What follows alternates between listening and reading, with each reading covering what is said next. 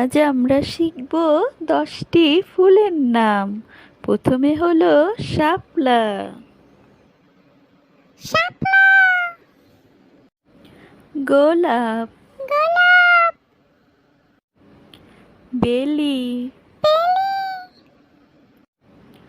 জবা, জবা,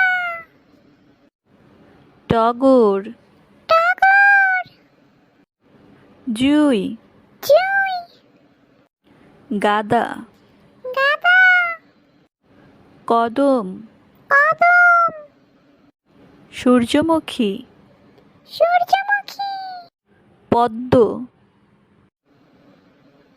পদ্ম।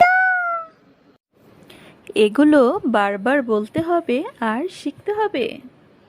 আচ্ছা, ঠিক আছে, আবার দেখা হবে। আল্লাহ হাফেজ। আল্লাহ হাফেজ।